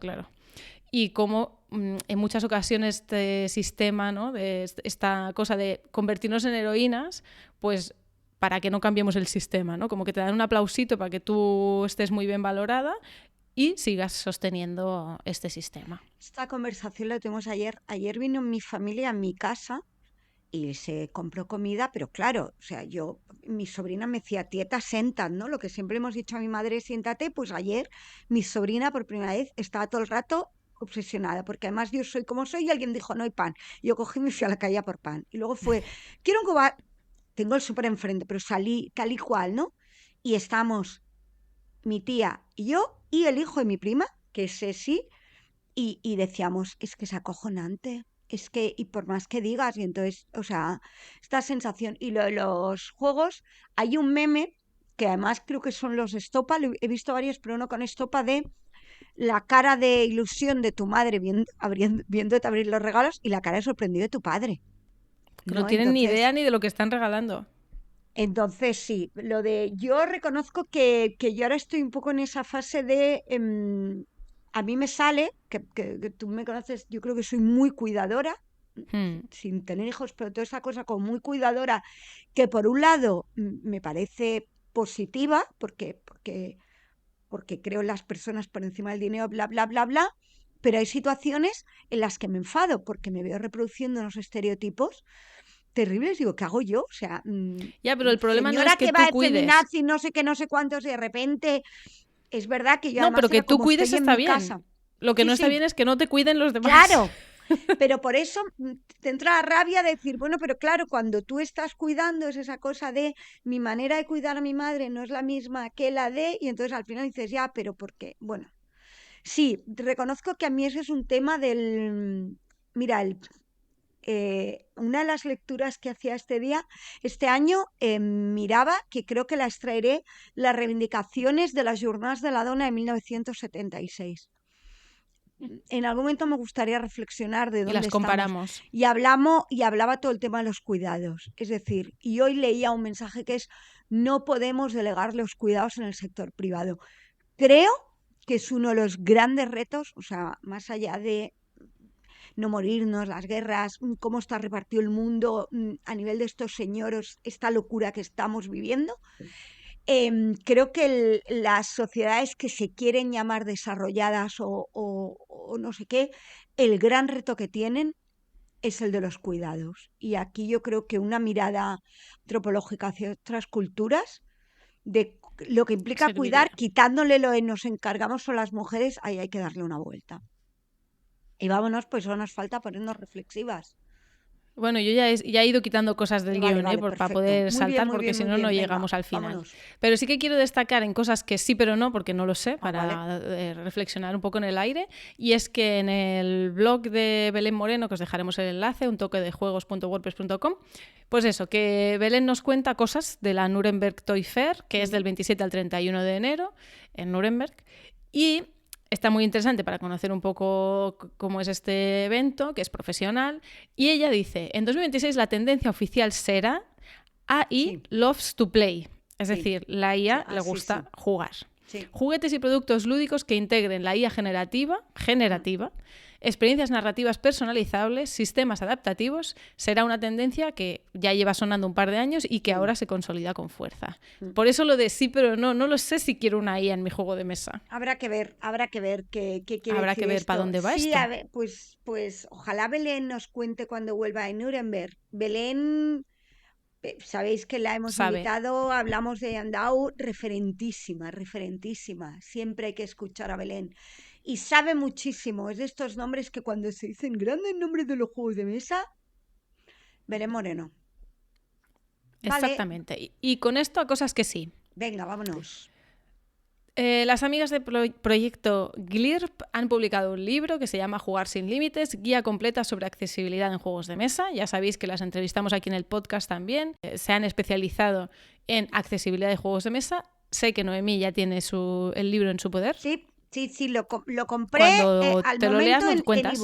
ebook. Le di y lo ojeé y pensé, bueno, depende cómo, pues estuvimos viendo el índice, tenía muy buena pinta, como muy específico de temas de accesibilidad. Sí, me lo apunto para en algún momento, pero, o sea, habiendo visto el índice y siendo ellas, me parece un must para diseñar juegos, para adaptar y para tener esa mirada tan necesaria. Que a mí a veces también se me olvida, la intentamos tener, pero está muy bien que ellas estén siempre además yendo al detalle y divulgando, hacen un gran trabajazo. Sí. Y ahora os venimos a pedir una firma, ¿vale? Yes. Vamos a compartirlo también en nuestras redes próximamente, pero Festival del Joc del Pirineu, ¿todo bien? Del 27 al 29 de marzo. Sí, de hecho van a haber actividades toda la semana, pero el Antes. 27 al 29 de marzo en la Seu d'Urgell nosotras estaremos como cada año. Sabéis que es un festival que lo que hace es llevar el juego a toda la ciudad y en esta idea de que el juego forme parte, forme parte del día a día de la ciudad, tienen una petición que nosotras por supuestísimo compartimos, que es dedicarle una calle a la diseñadora de juegos Elizabeth Magui. Pondremos el enlace en el episodio y lo iremos poniendo en redes sociales también. Molaría mucho ese reconocimiento, que Elizabeth Magui tenga una calle y un poco random que sea en la Seu d'Urgell, pero oye, por algún sitio hay que empezar. Bueno, pues porque la Seu lo que quiere es que el juego no sea hacemos un festival de juegos, sino que el juego forme parte del día a día. Y entonces ahí creo que ponerle una calle pues está estupendo. Muy bien. Fue el Black Friday. Hace ya, la gente que nos esté escuchando esto dirá, señora, ¿de qué habla? Bueno, pues fue Black Friday y la editorial Stone Meyer publicó en sus redes, como forma de agradecimiento a las tiendas, que no iban a hacer descuentos en su web y que animaban a la gente a comprar en las tiendas de barrio. Así que bueno, pues un detalle pequeño pero con mucho significado. Yo creo que un gran detalle, porque además empieza diciendo: estamos inmensamente agradecidas a todas las tiendas que eligen tener y mostrar nuestros productos y los de cualquier otra editorial. Es decir, que yo lo entiendo, que tener una editorial de juegos de mesa no es fácil, hasta ahí sí, pero hombre, entender la importancia de la cadena de valor. También tenemos un episodio en el que hablamos con Eva de Tribufera, la importancia de la cadena de valor de las tiendas de juegos de mesa, y que una editorial grande haga este gesto, para mí, chapo. Muy bien. Y ahora salto en picado por el guión para recomendaros un artículo que recomienda David Arribas de Vis Lúdica en su newsletter, que es The Hidden History of Women Game Designers. Os dejaremos el enlace, no voy a entrar más, pero es muy interesante conocer nombres y conocer sobre todo cómo el diseño de juegos y el aprendizaje o la enseñanza de la música tuvieron ahí un gran auge hacia el 1800, gracias al diseño de las mujeres. Y seguimos con una petición de Ana Ordaz, con la que estamos plenamente de acuerdo y que venimos arrastrando varios episodios, pero nunca acabamos de decirla. Ahora ya sí, hoy la decimos, que es una vergüenza que si decimos que los juegos de mesa son cultura, los juegos no tengan el año de publicación en su publicación en España, en este caso hablamos, y tampoco ponga si es la primera o la segunda edición o una reedición o una remasterización o lo que sea. Entonces, es que eso lo vimos esto es en el curso que necesario. hacíamos de juegos, que es muy complicado, ¿eh? O sea, es importantísimo esto para poder catalogar correctamente, ¿eh? Claro, para catalogar, para poner en las bibliografías de los trabajos, Sí. gente de las editoriales, hay que poner el año de publicación del juego. Y la BGG además no es una fuente fiable porque quizá es la fecha de su publicación en otro país y no en la de España, entonces cuando quieres mencionar un juego no tienes claro del año que es. Claro. A ver, haciendo Así un que esfuerzo puedes hay que llegar al hacerlo bien. editorial de España, pero no sabes si es una reimpresión, si no, si han habido Exacto. cambios, no. Sí. Vale. Pues nos lo hacemos nuestra esta petición y ahí va. Y para acabar ya sí que sí, lecturas para pensar. Un libro que sí que nos hemos leído las dos, La playa de los inútiles, de Alex Nogués, que resulta que también es el autor del juego Carnival of Sins. Y voy a hacer un poco la intro y tú nos cuentas a ver qué te ha parecido, ¿vale, Noé? Sí. A mí me encanta cómo empieza, porque empieza así. Me llamo Sofía, tengo 11 años y medio y de mayor quiero ser inútil.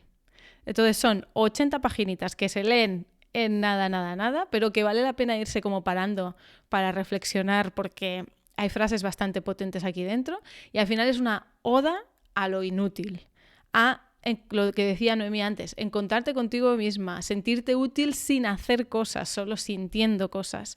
Y solo destaco una frase que a mí ya me encantó, que el padre dice, cada vez falta menos para que tengas que ganarte la vida, como ella está creciendo, y debes esforzarte y dedicar tu tiempo a las cosas importantes. Y Sofía dice, la vida me la disteis vosotros, tú me quisiste, me invocaste, ahora tengo que demostrar que merezco vivir. Uf. Claro, es que al final, bueno, el libro me ha gustado mucho, felicitats, Àlex, y es que al final es lo de siempre, pero este debate nos pasa con lo de, cuando hablamos de monetizar hobbies, monetízalo todo, pero es que también cuando hablamos de cómo es ser la educación, ¿no? Y a veces cuando escucho, no, es que esto nos prepara para el futuro laboral, hostia, y al final volvemos a lo mismo, capitalismo, ¿no? Es como cuando una persona, no, a esta persona hay que darle papeles porque ha sido útil o sea, ¿qué es ser útil? ¿No? Primero, ¿qué es ser útil? ¿No? Primero, los derechos humanos y el derecho a la vida está por encima de la utilidad. Pero luego, ¿qué es útil? Porque mucha gente la que ponen como ejemplos de utilidad es que a mí me parecen seres despreciables y a los que hay que eliminar. Entonces, al final es abolir el capitalismo, es Todo el poner rato. la vida por delante del capital. Cuando hablamos de abolir el capitalismo, al menos cuando hablo yo, tiene que ver con poner a las personas por delante. Y lo mismo con la utilidad. ¿Qué es útil? ¿Qué es útil para una persona? Pues lo que te hace feliz, lo que te hace crecer, ¿Y qué es ser útil para la sociedad? Pues ser útil para la sociedad es cuidar a los que tienes al lado, no crear una empresa que además pagas impuestos fuera para evadir impuestos y para robarle a la gente estafándole. No, compra productos en AliExpress, no sé qué, crea una LAN y véndelos al triple tal. ¿Esto es útil? ¿Explotar a la gente? ¿Engañar a la gente? Entonces, quitemos esta idea de la utilidad y transformémosla, ¿no? Y hablemos de otras cosas. Primero, no hace falta todo el rato ser útiles, pero luego un poco lo que les propone, ¿no? Revisemos la utilidad. Sí, todo el rato nos vamos a lo mismo, ¿eh? Abolir el capitalismo, a poner a las personas por delante, a cuidarnos y a cuidar y hacerle la vida bonita a quien se merece la vida bonita y hacerle la vida difícil a quien se merece una vida difícil.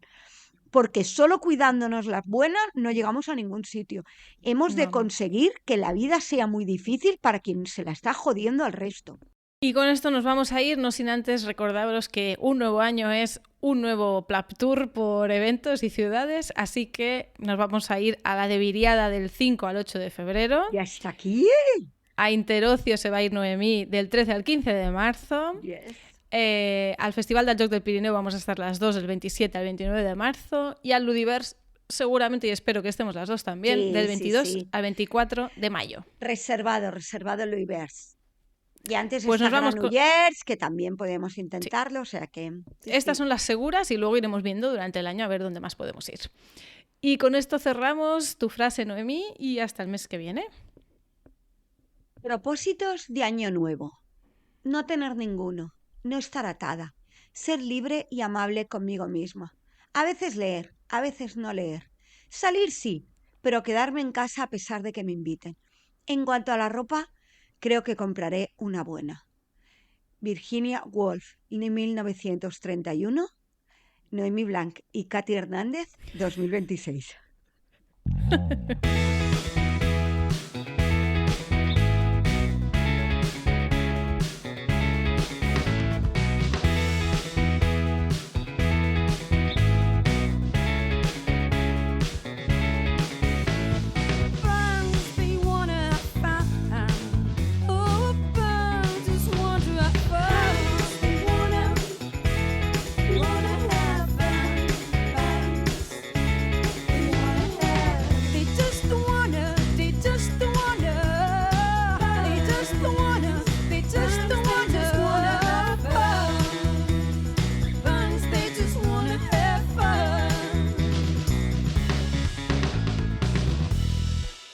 Me he puesto a la burra delante porque como he improvisado, como no como improviso. Está bien. Está muy bien. Pues Me he dado ya cuenta está. que no vamos a tener tomas falsas en este episodio. Pues chipú.